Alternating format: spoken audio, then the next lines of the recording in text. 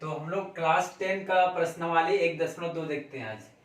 तो यहाँ पर दिया हुआ निम्नलिखित संख्याओं को अभाज्य गुणनखंडों के गुणनफल के रूप में व्यक्त कीजिए। तो ये जो संख्याएं दिया हुआ है इनको अभाज्य गुणनखंड के गुणनफलों के रूप में लिखना है। जैसे कि अभाज्य संख्या के बारे में हम लोग जानते हैं, ऐसी संख्याएं जो अपने और एक के अलावा और किसी दूसरे संख्या से भाग नहीं जाता, तो ऐसी संख्याओं को हम लोग अभाज्य संख्या कहते हैं। जैसे अभाज्य संख्या में कौन कौन से संख्या आ सकते हैं, तो 2, 3, 5, 7, 11, 13 ये सब संख्याएं जो है आपके अभाज्य संख्या हो गया। अब हम लोग समझेंगे गुणनखंड क्या होता है, अभाज्य गुणनखंड। तो जैसे मेरे पास एक संख्या है 30, इसको हम लिख सकते हैं 6 गुना 5 गुना 1, या फिर जो 30 है उसको लिख सकते हैं 2 गुना 3 गुना 5। ये 6 और 5 जो है 30 का गुणनखंड है, यहाँ पर साथ में एक भी गुणनखंड है 30 का। और यहाँ पर देखें 30 का गुणनखंड है तो 2 और 3 है और 5 है, लेकिन दोनों में अंतर है। ये जो संख्याएं लिखा गया है ये आपके अभाज्य संख्याएं हैं और इनको गुणनफल के रूप में लिखा गया है। ये जो संख्या 6 है ये आपका भाज्य है। तो यहाँ पर 2, 3 और 5 30 के गुणनखंड है और अभाज्य संख्या है, इसलिए बोलेंगे अभाज्य गुणनखंड है। और गुणनफल में लिखा हुआ यानी गुणना में लिखा हुआ तो इसको बोलेंगे हम लोग अभाज्य गुणनखंड। 2 क्या चाहिए, अभाज्य है। 3 क्या चाहिए, अभाज्य। 5 अभाज्य है और ये आपका 30 के गुणनखंड है, तो अभाज्य गुणनखंड हो गए और इनको गुणनफल के रूप में दर्शाया गया है, इसलिए बोलेंगे ये 30 का अभाज्य गुणनखंड गुणनफलों के रूप में दर्शाया गया है 30 को। यहाँ पर 30 जो है 6 गुना 5 गुना 1 लिखा हुआ था, ये अभाज्य गुणनखंड नहीं है, लेकिन ये आपका अभाज्य गुणनखंड है। तो यहाँ पर जितने भी संख्याएं सभी को आपको अभाज्य गुणनखंडों, तो अभाज्य गुणनखंड ये सब हो गया 2, 3, 5, इनके गुणनफल के रूप में दिखाना, गुणनफल यानी गुणना के रूप में दिखाना।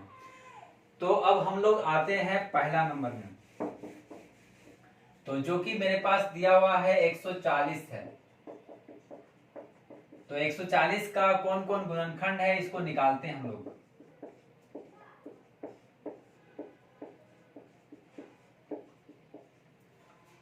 तो 140 जो था उसको हम लोग लिख सकते हैं 2 गुना 2 गुना 5 गुना 7। यहाँ पर 140 का गुणनखंड जो भी है ये सभी अभाज्य गुणनखंड है। 2 भी अभाज्य है, ये 2 भी अभाज्य गुणनखंड है, 5 भी है और 7 भी। यहाँ पर 2 बार आया है, इसलिए ये 2 का पावर 2 हो जाएगा, ये 5 गुना 7 हो गया। तो 140 को हम लोग उसके अभाज्य गुणनखंड के गुणनफलों के रूप में, गुणनफल यानी गुणना के रूप में दर्शा दिए हैं।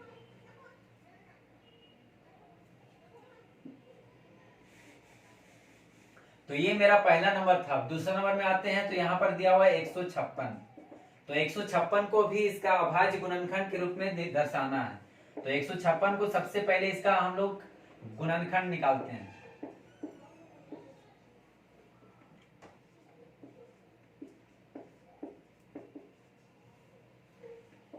तो हम लोग 156 को लिख सकते हैं 2 गुना 2 गुना 3 गुना 13।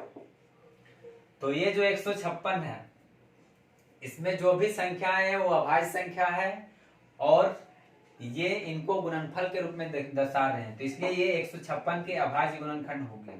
तो 156 को हम लोग 2 बार आया इसलिए लिख सकते हैं 2 का पावर 2 गुना 3 गुना 13। तो 156 को हम लोग उसके अभाज्य गुणनखंडों के गुणनफल के रूप में दर्शा दिए। अब मेरे पास है अगला 3825। तो ये जो संख्या है इसको भी हम लोग सबसे पहले इसका गुणनखंड निकालेंगे।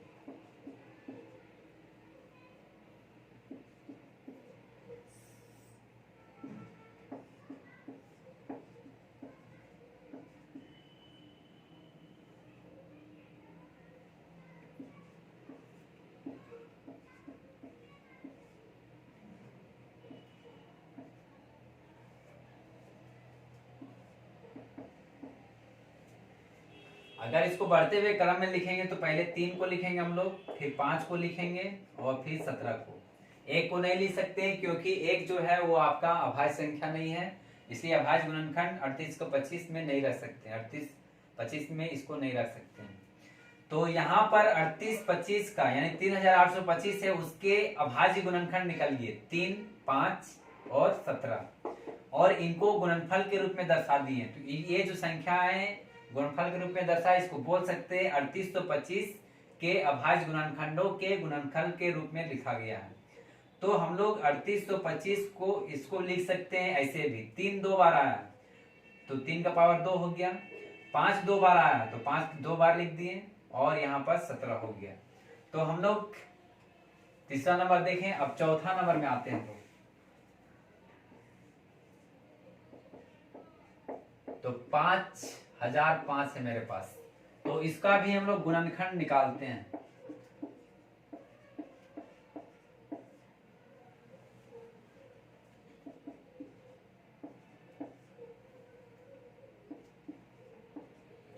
अगर इसको हम लोग बढ़ते हुए क्रम में लिखेंगे इसका गुणनखंड को, तो पहले लिखेंगे हम लोग 5 को, फिर 7 को, फिर 11 को, फिर 13 को।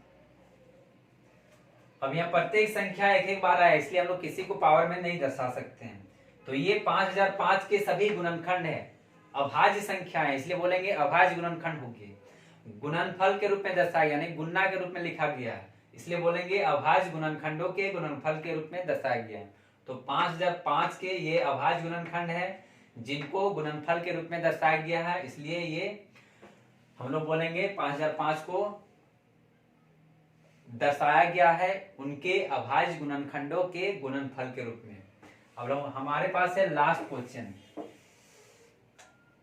5वां नंबर 7429 है। तो इसको भी हम लोग भाग देते हैं या इसका गुणनखंड निकालते हैं। तो 7429 जो है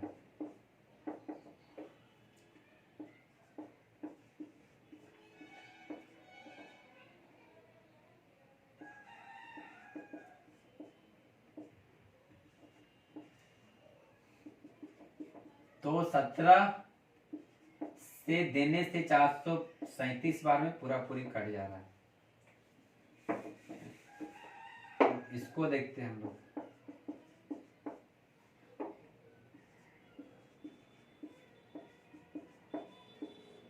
तो इसको 19 बार 19 से देने से 23 बार में कट जा रहा है। अब यहाँ 23 को देना होगा एक बार में। तो 74,7429 है। इसके अभाज्य गुणनखंड बढ़ते हुए क्रम में लिखेंगे तो पहले 17 हो जाएगा, फिर 19, फिर 23 हो जाएगा। तो ये आपके अभाज्य गुणनखंड हो गया और सभी एक एक बार है, इसलिए पावर में लिख सकते हैं। तो ये आपका 7429 के अभाज्य गुणनखंड हो गए जिनको हम लोग गुणनफल के रूप में दर्शा दिए। तो अभाज्य गुणनखंडों के गुणनफल के रूप में दर्शा दिए सभी संख्याओं को। तो जैसा कि इसमें बताया गया था कि ये जो संख्या है इनको दर्शाने बोला गया था इनके अभाज्य गुणनखंडों के गुणनफल के रूप में। तो हम लोग सभी संख्याओं के गुणनखंड निकालें और ये जो संख्या निकले वो अभाज्य संख्या थी और अभाज्य संख्याओं का गुणनखंड जो था अभाज्य गुणनखंड जो थे उनको हम लोग गुणा के रूप में दर्शाएं तो हो गया अभाज्य गुणनखंडों के गुणनफल। अब हम लोग आते हैं दूसरा नंबर में।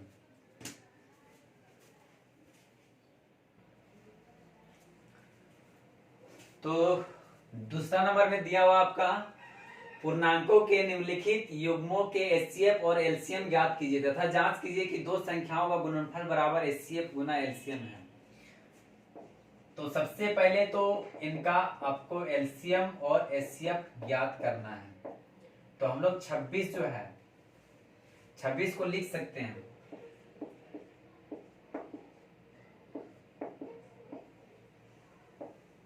एक गुना 2 गुना 13 और 91 जो है इसको लिख सकते हैं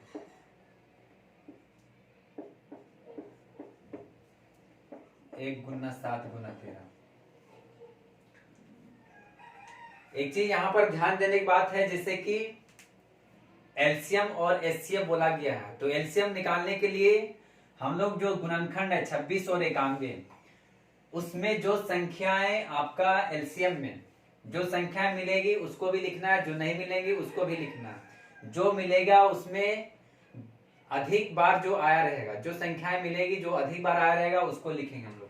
जैसे मान लिया कि मेरे पास 2 गुना 2 है 3 गुना 17 एक संख्या के गुणनखंड है और दूसरा जो संख्या है उसका गुणनखंड इतना लिख रहा होगा। अब इसका अगर हम लोग को एलसीएम निकालने बोलेगा तो जो दोनों में मिलता रहेगा, जैसे ये दो, ये वाला संख्या में भी है और इस संख्या में भी 2 है, लेकिन इसमें दो बार आया, अधिक बार आया, इसमें एक ही बार आया। तो जो अधिक बार आएगा और जितना बार आया रहेगा उसको लिखेंगे। ये एक बार आया तो एक बार को नहीं लिखेंगे, 2 बार आया उसको लिखेंगे। 3 यहाँ पर एक बार आया है और 3 2 बार में आया। याद रखने वाली बात है कि इसमें 2 मिल रहा था और 3 मिल रहा था, तो जो मिलेगा दोनों का गुणनखंड में, ये संख्या गुणनखंड में और ये संख्या गुणनखंड में, जो अधिक बार आएगा उसको लिखेंगे। तो यहाँ 3 एक बार आया है या 3 2 बार आया है, तो 2 बार आया उसको लिख देंगे हम लोग। इसके अलावा 17 इसमें नहीं है, तो जो नहीं मिलता है उसको भी लिखते हैं। इसमें 7 इसमें ऊपर वाला नहीं है, तो इसको भी लिख देंगे यहाँ पर। इस तरह से एलसीएम निकल जाएगा। और एचसीएफ में अगर हम लोग देखेंगे, दोनों में जो मिलेगा उसको लिखेंगे, साथ में मिलेगा तो कम वाला लिखेंगे। जैसे 2 यहाँ पर 2 बार आया, इसमें एक बार आया। एलसीएम में अधिक बार लिखे थे, लेकिन एचसीएफ में कम बार लिखना है। 3 यहाँ एक बार है, 3 2 बार लिखा गया, कम बार लिखेंगे, 3 बार हो जाए, मतलब एक बार आ जाएगा। बाकी कोई संख्या नहीं मिल रहा है तो ये आपका एचसीएफ निकल जाएगा। तो इसी तरह से बाकी संख्याओं का हम लोग को एलसीएम और एचसीएफ ज्ञात करना है। तो जैसे इन दोनों संख्या में देखेंगे हम लोग,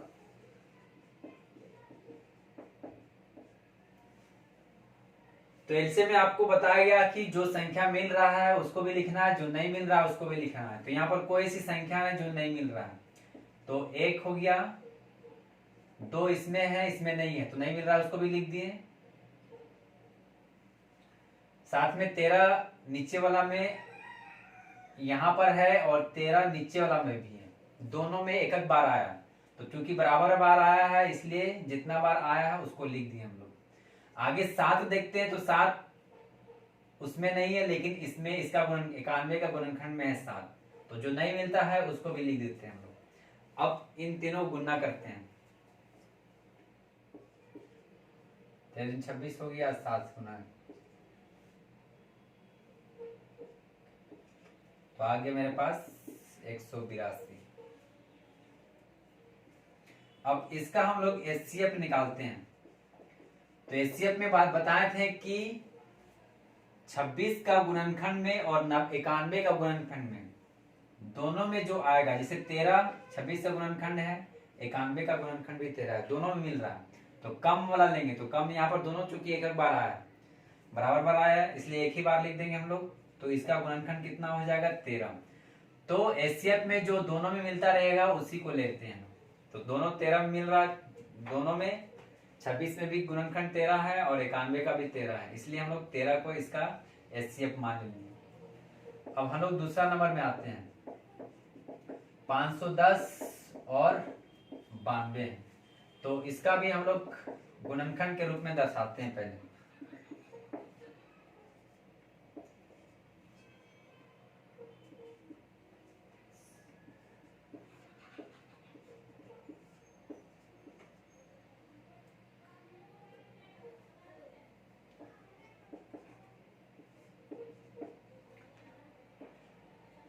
तो बढ़ते हुए क्रम में लिखेंगे, तो 1 गुना 2 गुना 3 गुना 5 गुना 17 हो गया, और 92 को लिखेंगे हम लोग।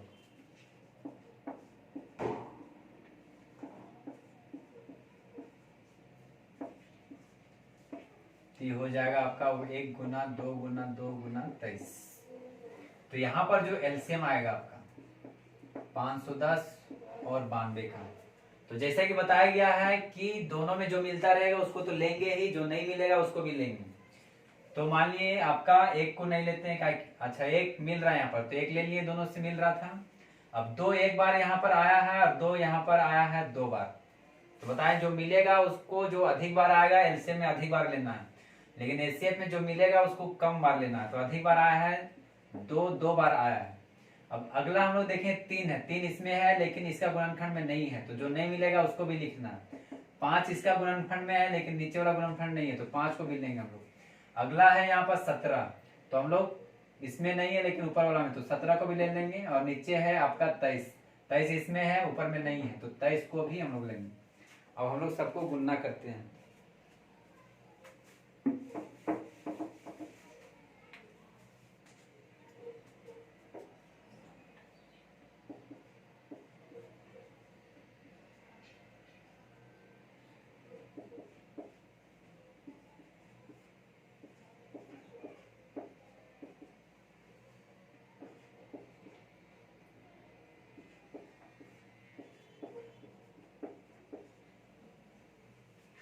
मेरे पास आ गया है 23,460। तो ये मेरा एलसीएम निकल गया। अब एचसीएफ में देखते हैं हम लोग। तो इसमें देखना है दोनों में कौन सा अंक मिल रहा है। तो दो ही है जो सिर्फ मिल रहा है, लेकिन दो इसमें 2 बार आया है, इसमें 1 बार आया है। तो बताया गया था जो कम बार आया रहता है उसको लेते हैं। 2 बार आया, इसमें 1 बार आया, तो 1 बार को ले लिया हम लोग। तो एचसीएफ निकल गया 2। अब आगे यहाँ पर जांच करने के लिए बोला है कि दो संख्याओं का गुणनफल जो होगा वो एचसीएफ गुना एलसीएम होगा। तो दोनों संख्याओं को हम लोग गुणा कर देते हैं। 26 गुना 91।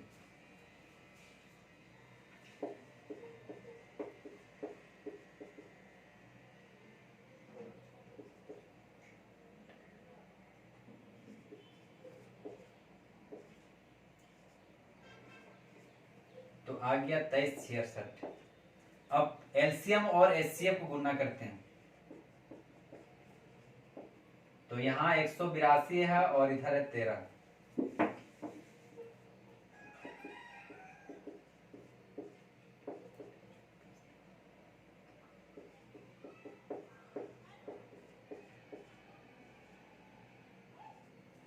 तो ये आपका हो गया 23,66।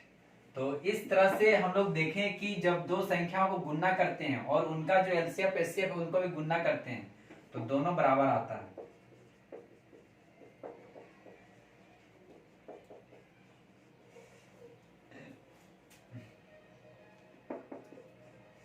अब ये वाला मानते हैं हम लोग। तो इसमें भी जो दो संख्या है 510 गुना 92, इनको गुणा करते हैं हम लोग।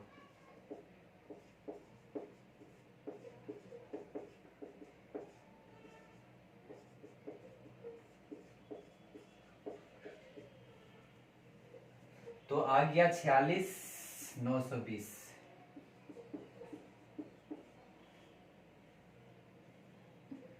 और एलसीएम और एचसीएफ जो है ये दोनों को गुणा करते हैं तो कितना आता है।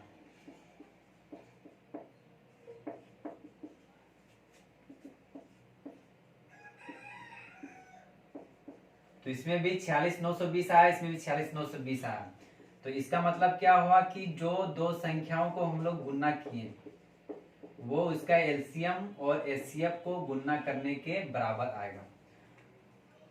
तो इस तरह से हम लोग दूसरा नंबर क्वेश्चन तक आ गए हैं। अब हम लोग 3 में आते हैं।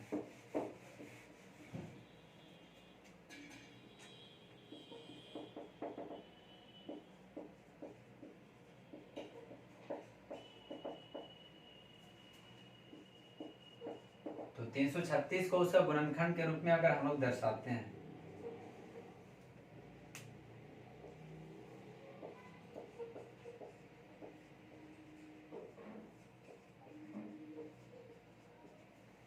तो हो जाएगा, बढ़ते हुए क्रम में लिख रहे हैं हम लोग। फिर यहाँ हो जाएगा 3 गुना 7। अगला है 54। तो 54 को जब हम लोग लिखेंगे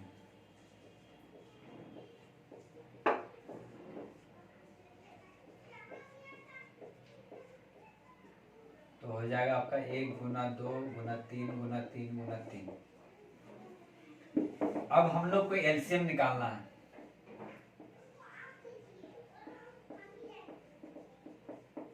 तो एलसीएम में बताया गया है कि जो मिलता रहेगा उसमें जो अधिक बार आया रहेगा उसको लेंगे। तो 2 यहाँ एक तो है ही, एक दोनों मिल रहा है।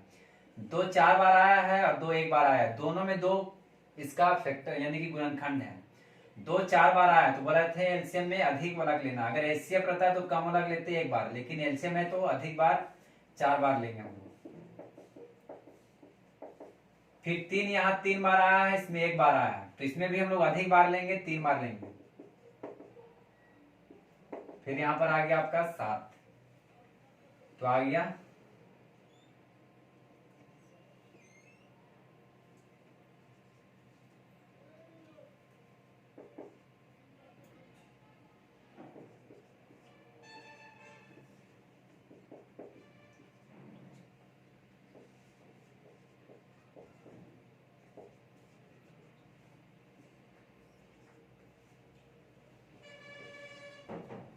तो मेरे पास आ गया 30 24।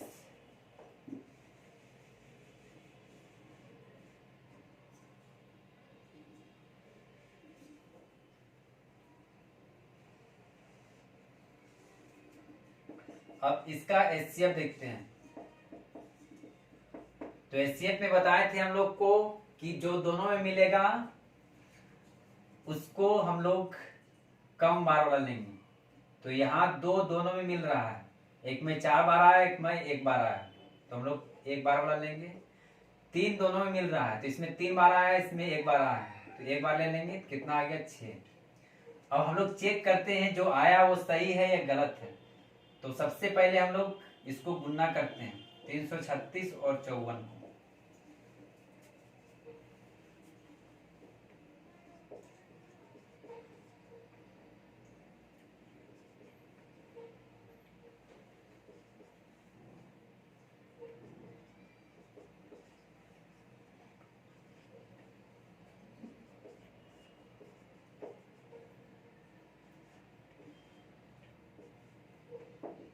तो आ गया 18344। अब हम लोग देखते हैं एलसीएम और एचसीएफ जो आया है उसको गुणा करने पे इतना आ रहा है या नहीं।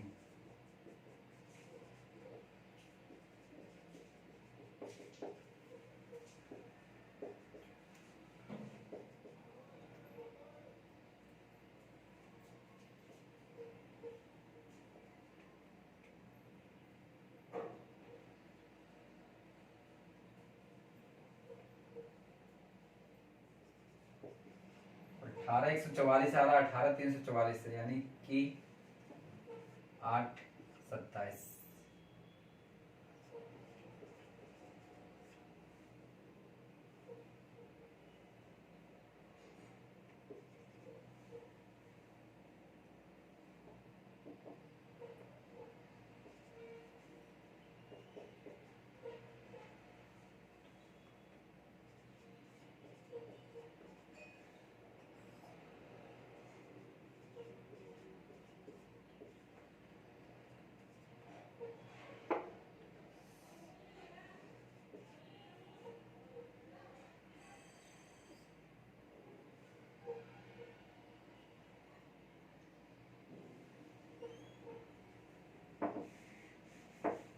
इसका मतलब ये जो संख्या है उनको गुणा करने पे कितना आ रहा है।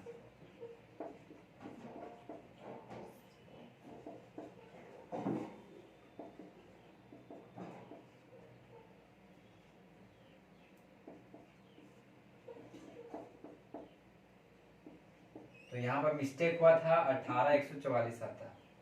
तो हम लोग देख लें यहाँ पर कि थोड़ा सा गुणा करने पे गलती हो रहा था, यहाँ 3 आ गया था।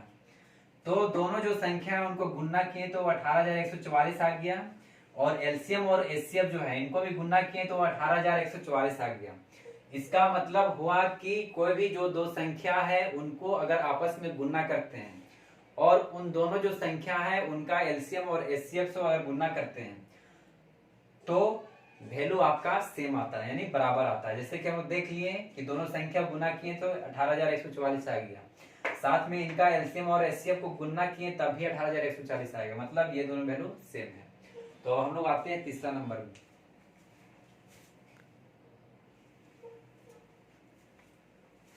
तो तीसरा नंबर में दिया हुआ है अभाज्य गुणनखंड विधि द्वारा निम्नलिखित पूर्णांकों के एचसीएफ और एलसीएम ज्ञात कीजिए। तो हम लोग को एलसीएम और एचसीएफ ज्ञात करना है गुणनखंड विधि द्वारा। तो पहला है 12, 15 और 21। तो हम लोग 12 को लिख सकते हैं गुणनखंड के रूप में 2 गुना 2 गुना 3। 15 को लिख सकते हैं तो 3 5 15 हो गया, और 21 को लिख सकते हैं 3 गुना 7। तो हम लोग एलसीएम लेंगे 12, 15 और 21 का। तो एलसीएम में बताए थे जो मिलेगा उसको रखना है, जो नहीं मिलेगा उसको भी रखना है। तो इसमें हम लोग एलसीएम में देखें तो 2 2 बार आया है, दोनों आ जाएगा। 3 इसमें है, इसमें है, सब में एक बार आया, इसलिए एक बार 3 आ गया। 5 इसमें और किसी में नहीं है तो नहीं मिल रहा, उसको भी लिख दिए। इसमें भी 7 है, 7 और कहीं नहीं है, तो जो नहीं मिल रहा उसको भी लिख दिए हम लोग।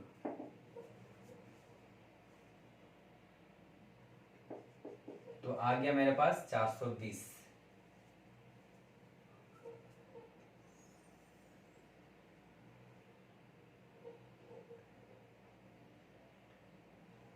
ठीक है, अब हम लोग एचसीएफ देखते हैं। तो एचसीएफ अगर हम लोग निकालते हैं तो देखते हैं तीनों में कौन सा ऐसा संख्या है जो मिल रहा है। तो 3 इसमें है, 3 इसमें और 3 इसमें है, तो एचसीएफ आपका आ गया 3। अब दूसरा नंबर में देखते हैं हम लोग। तो 17, 23 और 29 है। तो 17 को हम लोग लिखते हैं, तो 17 लिख सकते हैं। और भी कोई संख्या नहीं है तो 17 गुना 1 लिख सकते हैं। 23 है तो इसको लिख सकते हैं 23 गुना 1। और 29 है तो लिख सकते हैं 29 गुना 1। एलसीएम अगर हम लिखते हैं 17, 23 और 29 का, तो एलसीएम बताएं जो मिलता रहेगा उसको लिखना है, नहीं मिलता रहेगा उसको लिखना है। तो 1 गुना 17 गुना 23 गुना, इसमें कोई भी संख्या ऐसा नहीं जो मिल रहा, सभी अलग अलग है। तो एक तो होगा ही, इसके अलावा 17, 23 और 29 हो गया। अब हम लोग एलसीएम में इस सभी को मल्टीप्लाई करते हैं, यानी गुणा करते हैं।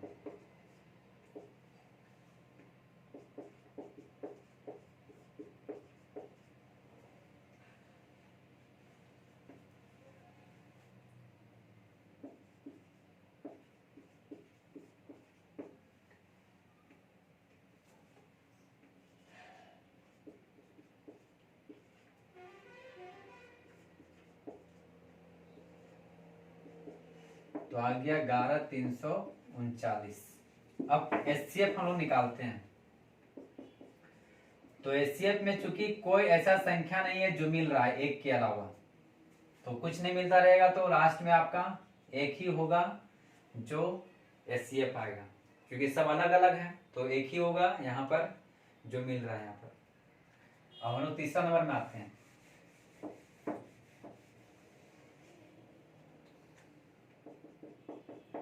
जो होगी 8, 9 और 25 है। तो सबसे पहले हम लोग 8 है, इसको गुणनखंड के रूप में अगर हम लोग लिखेंगे तो आज आपका 2 गुना 2 गुना 2। साथ में हम लोग लिख सकते हैं 1, नहीं भी दिखा सकते हैं, दिखा भी सकते हैं 1 को। 9 है तो 9 को भी गुणनखंड के रूप में लिख सकते हैं, तो हो जाएगा 3 गुना 3 गुना 1। फिर अगला है मेरे पास 25, तो 25 को लिख सकते हैं 5 गुना 5, और यहाँ पर 1 आ जाएगा। तो इसका अगर हम लोग एलसीएम लेते हैं 8, 9 और 25 का, तो जो मिलता रहेगा उसको लेंगे, नहीं मिलेगा उसको भी लेंगे।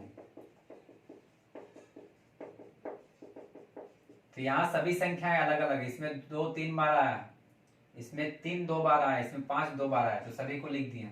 अब सबको हम लोग गुणा करते हैं।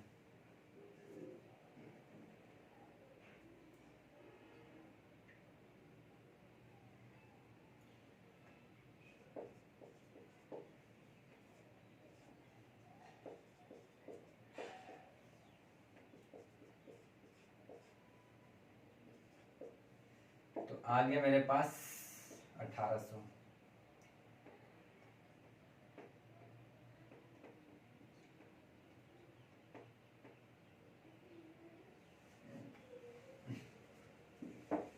अब इसका एचसीएफ देखते हैं हम लोग। तो एचसीएफ बताए थे जो तीनों में मिलता रहेगा, तो तीनों में ऐसा कोई संख्या नहीं जो तीनों में है एक के अलावा, तो इसमें एक जो होगा वो आपका एचसीएफ हो जाएगा।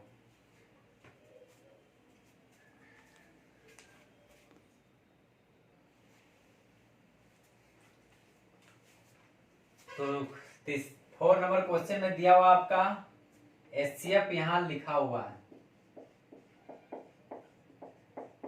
9 दिया हुआ है, एलसीएम ज्ञात करने बोला है।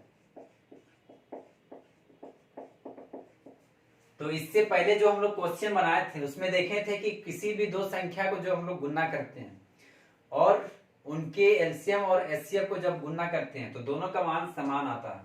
तो यहाँ पर अगर हम लोग ये दोनों संख्या जो है इनको गुणा करेंगे तो आएगा इनका एलसीएम और एचसीएफ के बराबर।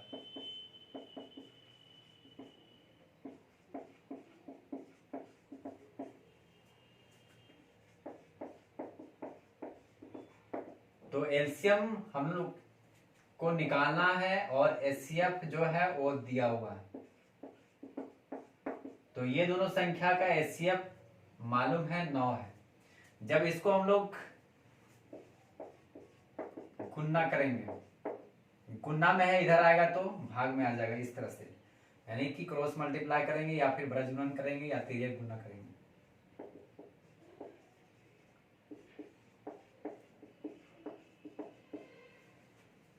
तो हम लोग इसको काटते हैं।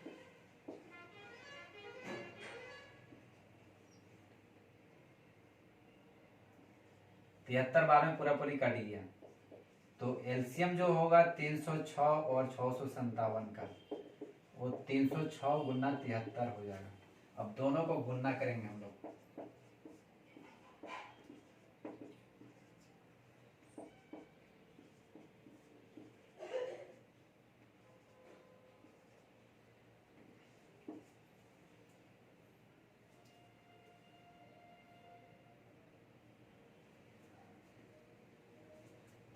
तो मेरे पास आ गया है 22 33 8, यानी 22,338। इसको एक बार फिर से चेक कर लेते हैं।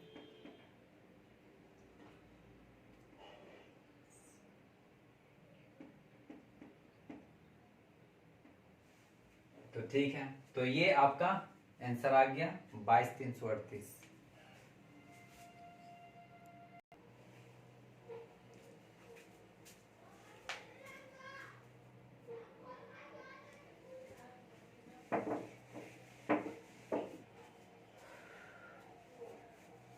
तो 5वां नंबर क्वेश्चन में दिया हुआ है, जांच कीजिए कि क्या किसी प्राकृतिक संख्या n के लिए संख्या 6n अंक 0 पर समाप्त हो सकती है।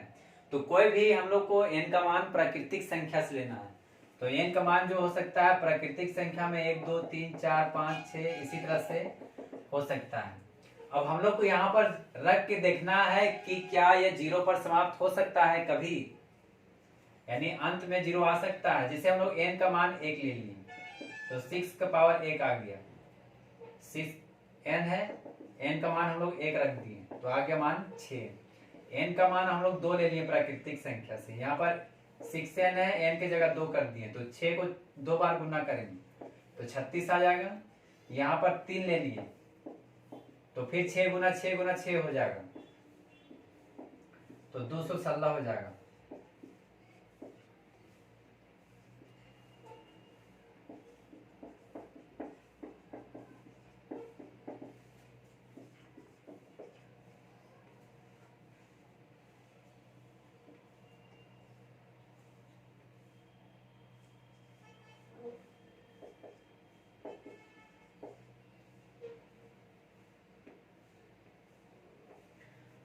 तो इसी तरह से अगर हम लोग n का मान हम लोग 5 6 7 8 कुछ भी लेते रहेंगे तो जैसा कि हम लोग देख रहे हैं, एक बार ले लिए तो 6 आया, फिर 2 बार ले लिए तो इसमें भी लास्ट में 6 आया, 3 n का मान 3 ले लिए तो इसमें भी लास्ट में 6 आ गया।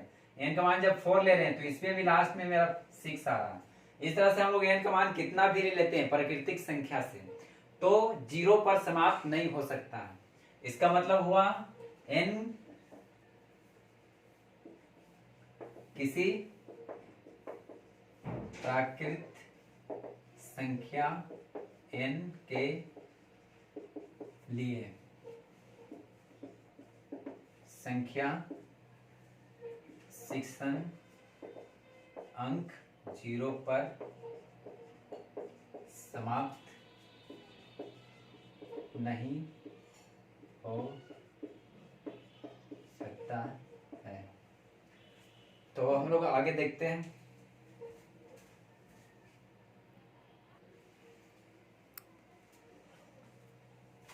तो व्याख्या कीजिए कि 7 गुना 11 गुना 13 प्लस 13 और 7 गुना 6 गुना 5 गुना 4 गुना 3 गुना 2 गुना 1 प्लस 5 भाज्य संख्याएं क्यों हैं।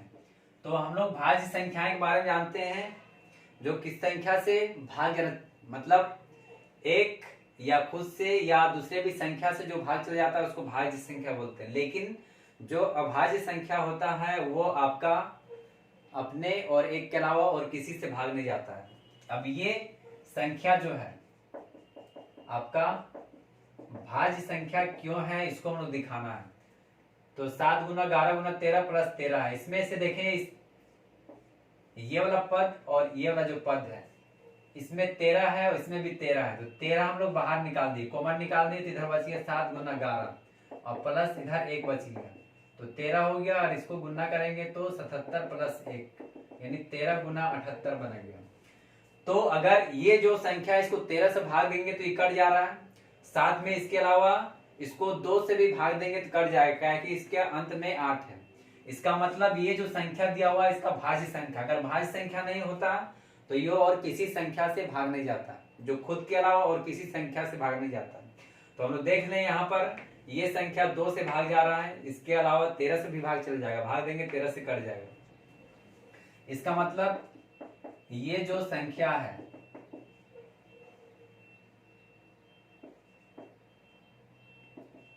भाज्य संख्या है।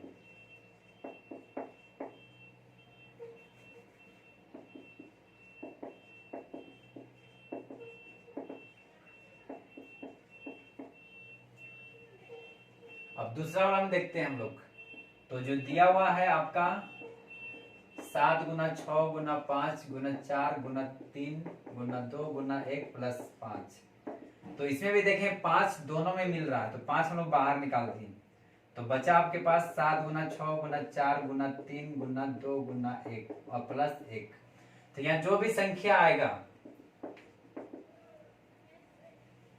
वो आपका 5 का ही गुना होगा। इसका मतलब ये संख्या को अगर हम लोग 5 से भाग देते हैं तो कट जाएगा, और साथ में टोटल को गुना करने पे जो संख्या है उससे भी भाग देंगे तो ये पूरा पूरी कट जाएगा।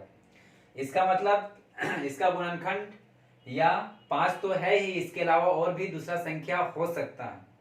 तो हम लोग जानते हैं भाज्य संख्या में किसी भी संख्या से भाग चल जाएगा तो भाज्य संख्या होगा, लेकिन अभाज्य संख्या अपने अलावा और एक, इसके अलावा किसी से नहीं जाएगा।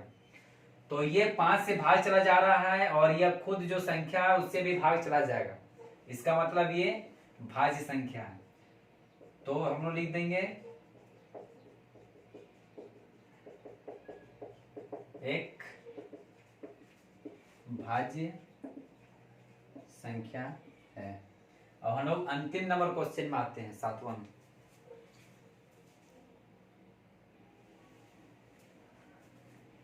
तो हम लोग 7वां नंबर क्वेश्चन देखते हैं। यहाँ पर किसी खेल के मैदान के चारों ओर एक वृत्ताकार पथ है। इस मैदान का एक चक्कर लगाने में सोनिया को 18 मिनट लगते हैं, जबकि इसी मैदान का एक चक्कर लगाने में रवि को 12 मिनट लगते हैं। मान लीजिए वे दोनों एक ही स्थान और एक ही समय पर चलना प्रारंभ करके एक ही दिशा में चलते हैं, कितने समय बाद वे पुनः प्रारंभिक स्थान पर मिलेंगे। तो यहाँ क्वेश्चन दिया हुआ कि एक वृत्ताकार पथ है जिसमें कि एक चक्कर लगाना है, तो सोनिया 18 मिनट में एक चक्कर पूरा करती है, जबकि रवि एक चक्कर को पूरा करने के लिए 12 मिनट लगता है। तो अगर दोनों एक ही समय और एक ही स्थान से चलना प्रारंभ करता है तो फिर दोनों कितने बाद एक साथ प्रारंभिक स्थान पे मिलेंगे। तो हम लोग को इसके लिए दोनों का एलसीएम निकालना होगा। तो सबसे पहले हम लोग 18 के एलसीएम निकालते हैं, इसको गुणनखंड निकालते हैं।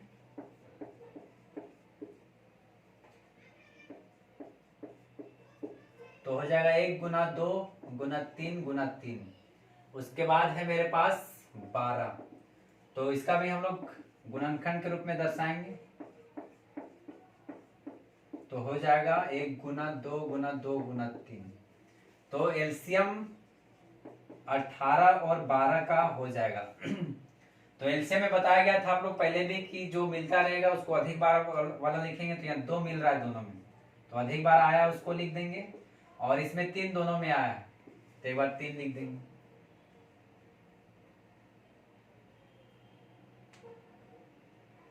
तीन 2 बार आया है और इसमें 3 एक बार आया है, तो अधिक बार 3 लिखेंगे हम लोग, तो 3 2 बार लिख देंगे। अब इसको गुणा करेंगे तो आ गया 36।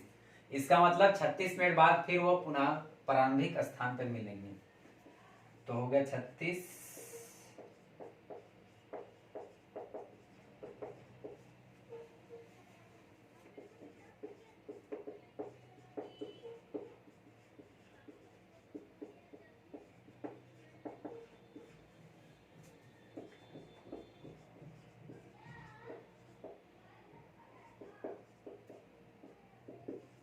हम लोग नेक्स्ट वीडियो में इससे आगे अगला एक्सरसाइज देखेंगे।